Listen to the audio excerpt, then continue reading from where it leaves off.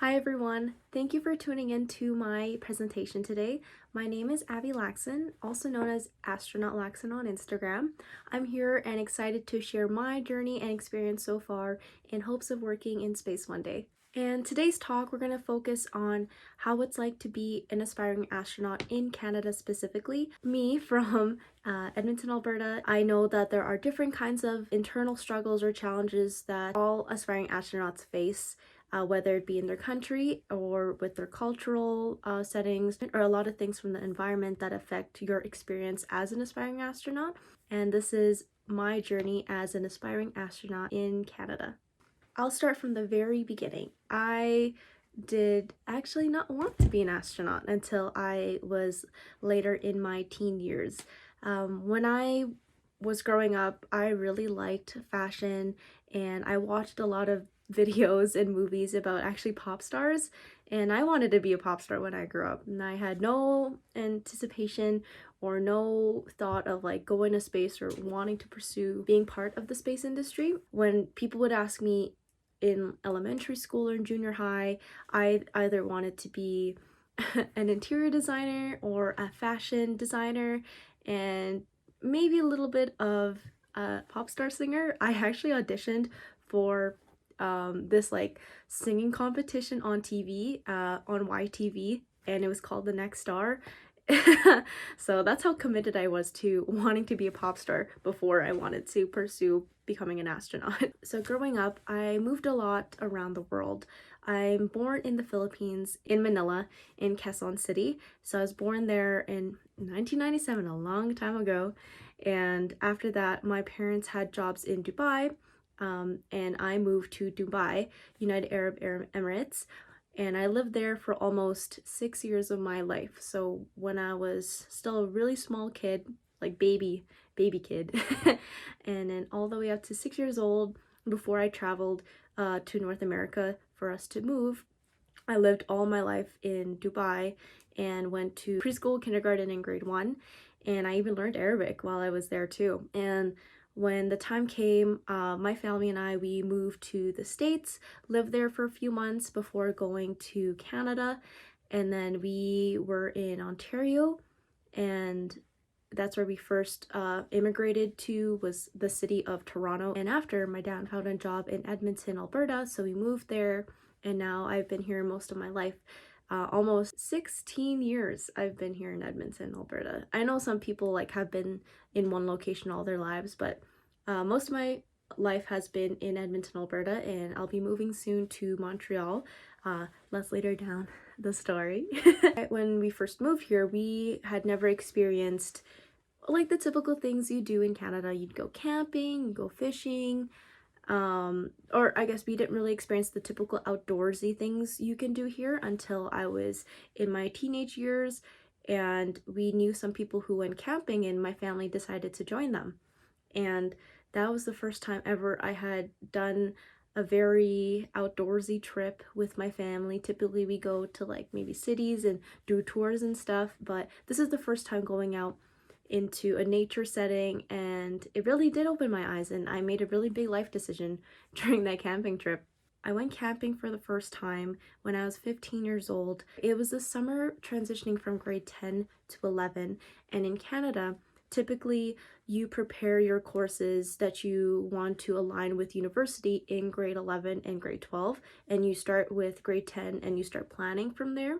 And so that summer was really critical for me to figure out what I kind of wanted to pursue for courses that I would take to have as prerequisites to university. We were doing like a whole family, big family group type of camping. So we'd have like 6 different stalls all together with like 6 different families, and we'd all like eat together, all go do activities together during the day. And there was one night where we all decided, all the kids wanted to go out and play hide and seek out in the dark, which sounds pretty sketchy, not gonna lie, how considering that there is a lot of wildlife in Alberta and in the mountains. So we ended up playing hide and seek one night, and I remember kind of dispersing from the big group, and me and 3 other friends that I had together, we were all like acting as a team for the hide and seek. And we decided to actually just chill and kind of like stop participating in the hide and seek activity. And we all just had like a nice deep talk while we were like under the stars. And I kind of zoned out because I was looking up and I didn't realize like there were so many stars outside. Like I don't typically see that during my normal day because of light pollution in the city. And so it was truly eye-opening. And as cliche as it is, like I had my epiphany that I just wanted to go up there. I wanted to go to space, just looking up and zoning out from the conversation that I was being in with, or that my friends were participating in. I had zoned out, and all of a sudden I was just like, I think that's what I want to do when I'm older. I want to go to space. And then after that, when I got back home, I was like, Mom, I want to make sure I have all these like specific classes for grade 11 and grade 12 so that I could apply to become either a scientist or an engineer, or apply to be in the sciences or in engineering at the University of Alberta, which is the provincial university for the province that I live in. And after that, I went through high school with a lot of struggles because it was like in the early stages of my journey where I was doubting myself and I wasn't surrounded by the right people with encouraging me in terms of like, I went to one of my extracurriculars during that time was Air Cadets. I wanted to join Air Cadets because I had found out that they have like a aerospace scholarship during the summer that you can apply for. And I wanted to do that, but during the school year, you'd have to be part of Air Cadets and go to these classes, learn about planes, learn about the history of Canada in terms of like aviation before you do the summer scholarship during the summer when you're not in school. So I participated in Air Cadets and I met a lot of cool people. I'm still friends with some of them. And it was a good eye-opener in terms of like how the military works, how it is like to be a pilot, or like what it takes to be a pilot if you really committed to it. And although a lot of people were quite competitive with the scholarships, they were also competitive in terms of like when I would tell them I wanted to become an astronaut, some of them would honestly give me the dirty look, or just like were like, why do you want to do that? Like it just seems so like out of reach or just so far.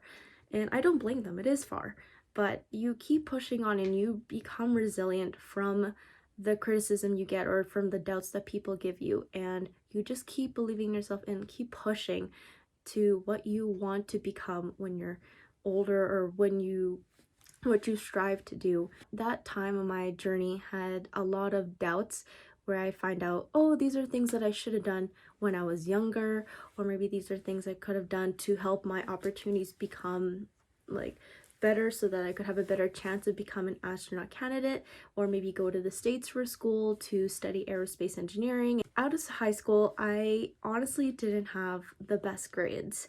Now, my grades were very average, and at the University of Alberta, at the time when I was graduating, which was in 2015, the grades that you needed to get into engineering were quite high, like around 87 to 92%. Like they had like a range. I don't know, I juggled a lot of things in high school. I was working, I was doing extracurriculars, I was still doing school, and I wasn't that devoted to school as I wish I had been, but I ended up with an 82% as my final average out of high school, and it wasn't enough for me to get into engineering, unfortunately. And I ended up going the computing science route through the science faculty at first. So my first year was with computing science, and I took a lot of coding classes, and honestly, I thought I would like it, and I didn't. It's funny, I didn't like coding, or I didn't like the fact that I would be coding like as a job all day. Like it wasn't really something I wanted to do, and I wanted more of like the design aspect of a project. And I knew that I had to go into engineering at this point. Like I was like I was like decided that I wanted to move to engineering. So I applied to transfer into engineering, and I applied during my winter semester so that next year I could go into engineering. And somehow somehow I ended up getting accepted into engineering with a 2.7 GPA. I honestly tried really hard and I worked my butt off to get my GPA as high as I could. But honestly, I was like a typical like average kid. Like I worked during university. I still wanted to go to parties and like hang out with friends, and then also juggle school and then start getting involved with like clubs around school. So I was handling a lot of things, and I had the full course load and stuff. So I transferred out of computing science in my first year, and then in my second year, I started over with my first year of engineering. So in the summer of transitioning from computing science from my first year to engineering first year, I had actually had the opportunity to attend the Advanced Space Camp Academy at Huntsville, Alabama, and that's where I got this awesome flight suit, and I even put a Canadian flag on it, and yeah, I got my name on it too. So I got to attend the Advanced Space Camp Academy in 2017, I believe. See. Oh, sorry, I lied. I attended it in 2016. Got to meet such amazing people from the States, from Lebanon, Algeria, China, as well as Americans. And I learned a lot about what it's like to become an astronaut or to work as an astronaut. We did mission simulations on the Discovery shuttle on the International Space Station, and as well as a Mars habitat. We also got to go scuba diving and do classes with space history, Russian, more space history, aviation, building a rocket, activities, programming a robot, and also doing outdoor activities together and just working on team skills. It was a really great experience. Like, I think I learned, even though it's like I hate to say it, but it was kind of like a typical kids camp, and I was the eldest one, or one of the older kids. I was 18 years old at the time, and although I was like one of the oldest, like it didn't stop me from learning. Like, you're always going to learn when you're growing up. I remember having this moment when we were on the graduation stage and we had to line up in alphabetical order. My last name is starts with the letter L, so I ended up being in the middle of the line, in the middle of the graduation stage. Had the Saturn V rocket hanging from the ceiling, and I just remember everything all of a sudden just had gone slow motion, and it just felt like this was it. Like, this is the moment that I've been waiting for. I went through those struggles and doubts in high school and even in my first year because I didn't get into Eng my first year. That graduation, that moment, that magical slow motion moment made it for me, and it made me realize like I had to see this through no matter what, and I was going to do everything in my power to make sure that I tried my best to become an astronaut candidate and maybe work in space. And even if I maybe never become a NASA astronaut, maybe I become like a private company astronaut. I just want to work in space general. And after that Advanced Space Camp Academy, my family and we decided to go to Florida and just spend some family vacation there.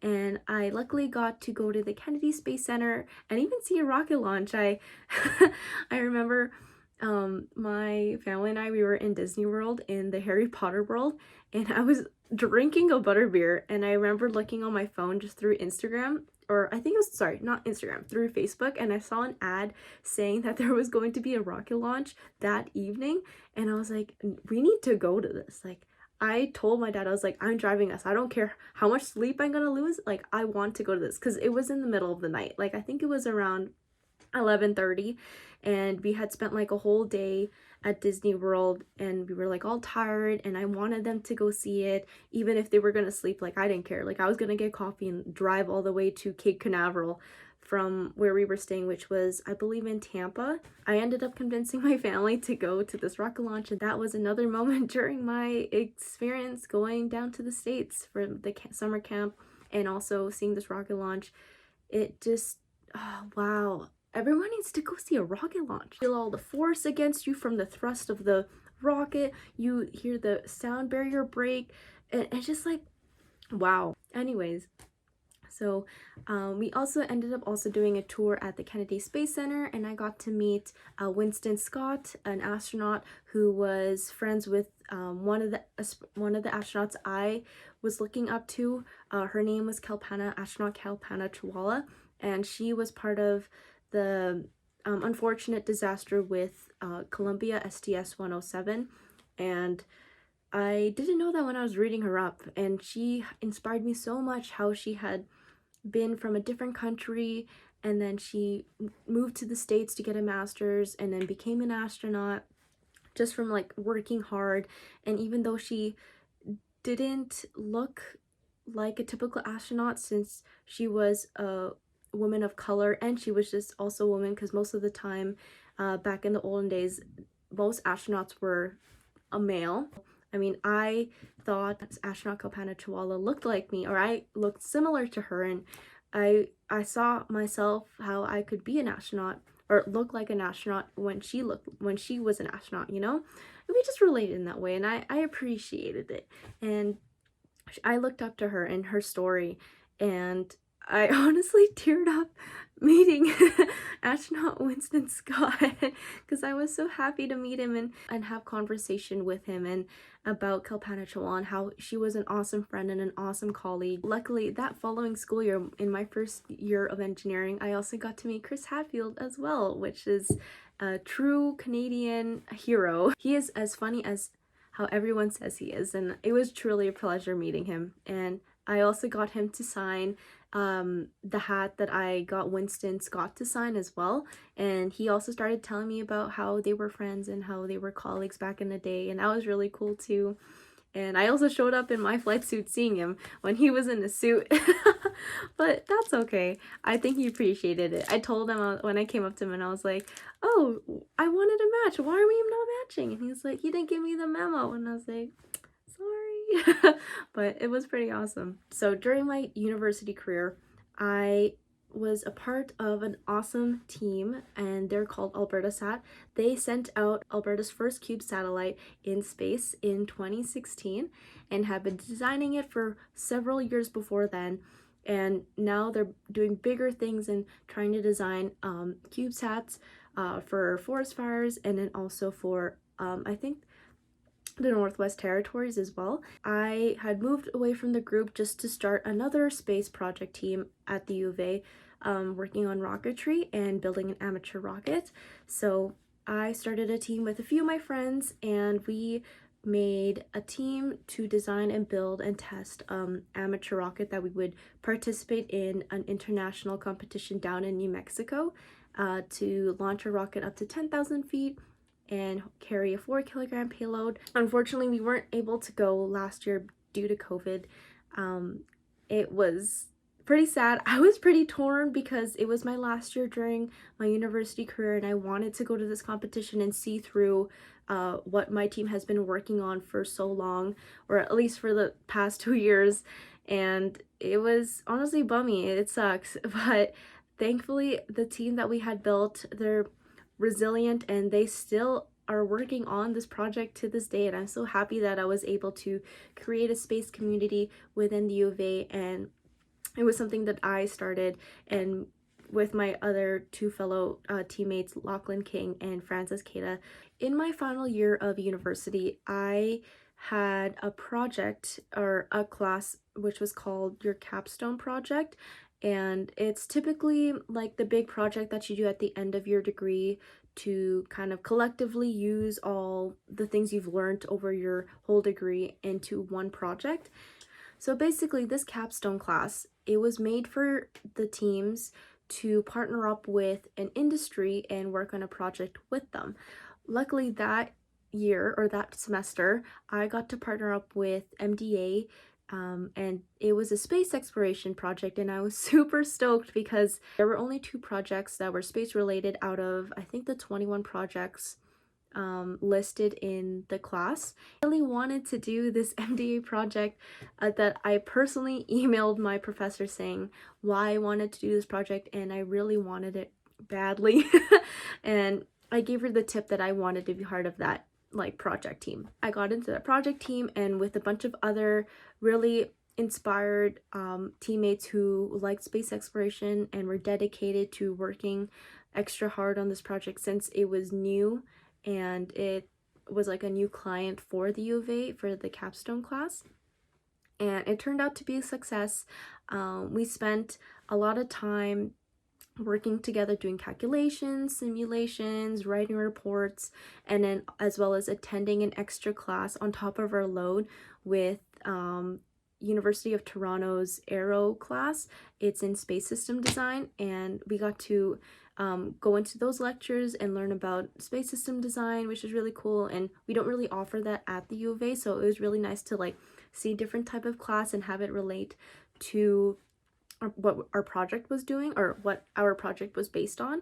During that project, I also got to become friends with our client, or like go-to person for questions, and they work for MDA, and we became friends. And luckily, I got to keep in touch with them after our project. We would, you know, just check up on each other, see how things are going, see how the job perspectives were, and I ended up landing a job with MDA later. So I graduated from mechanical engineering, and during my time trying to find a job, it's been hard. It was hard. And especially because of COVID, not a lot of people were hiring. You know, as we know, like, the world economy had, you know, taken a hit, and there wasn't a lot of opportunities, or opportunities were scarce, and you really needed to know someone. Right before COVID, with all like the lockdowns happening, I was able to have an interview with MDA, and I was seen as a prospective hire when job opportunities would come, and that was a good thing. That was my first interview with them. But that was also when the start of COVID had happened, or I couldn't really tell when job opportunities would come up because the economy was doing so bad. And I still waited and, you know, enjoyed my time being off, and understood that, you know, it's really with time that you just have to wait and be patient. And then another opportunity came to do an interview for a junior system missions position in Richmond, BC for MDA. They have a few different offices around Canada and one in the States in Houston. That was in July. I was so nervous for this interview. To be honest, I really didn't do good at all. Like I personally would say I'm pretty good with like winging it and like selling myself in an interview and saying the right things, but this interview was bad. When I tell you, I really messed up. I like got nervous. I couldn't finish my sentences. I overthinked a lot of my answers while I was answering the questions that they were asking, and I felt like I wasn't being myself during that interview just because I was so nervous, and I don't know, it was bad. It didn't stop me. I knew the time would come that I would have another chance to market myself as a potential prospective hire. After 4 months, I finally got an email from the same HR talent acquisition who had put the interview with me in July, telling me that there was going to be an informal chat about this position in St. Hubert for the Canadian Space Agency, and they were looking for a new person to join their group. And I was super excited. I told myself, no, you have to make sure you're not nervous and you study a lot for this interview. And I did that. I studied, and I like made sure my nerves were all calmed. I even messaged the manager who was going to interview me on LinkedIn saying, hey, I'm excited to meet you and I can't wait to, you know, have this informal chat. And he also DM'd me first on LinkedIn, and I thought that was really cool. I vibed with that. I like that, you know, like welcoming vibe that I got. It ended on a good note, and I think it really went well. Like I felt confident in that interview, and I knew that if this wasn't it, I was still gonna try. Didn't matter to me. So I got the email, and they were gonna send me the offer letter and that I had gotten the job. I was super excited, and I had a lot of emotions going on. I honestly did. I was super happy, but at the same time I was also struggling with some personal things, you know, with like I'm dating someone, so I have to consider them, and if I want to be with them, I have to also consider that as well when I'm moving. We're making it work, and now I'm just super excited to move to Montreal and start this whole new big chapter. I had I just started with MDA Space in January, so the new year of starting of 2021. And lately I've just been training and learning about the Canadarm2 and Dexter. My job for MDA is to be an analyst for the operations team for the Canadarm2 and for the Dexter robot. And it's been really good so far. I can't wait to do real-time operations one day down the line in my career, and as well as maybe also do new things. I don't know, we'll see. But yeah, this is where I am right now in my journey, and I'm so glad that I'm able to share this so far as an aspiring astronaut in Canada. Thank you so much for watching and listening to my journey so far. If you have questions or ever just want to connect, I love talking to other aspiring astronauts. It always makes my day when I see a DM in my Instagram that I can help out or just like connect with them. So my Instagram is Astronaut Lacson, and I hope that you have an awesome spacey day.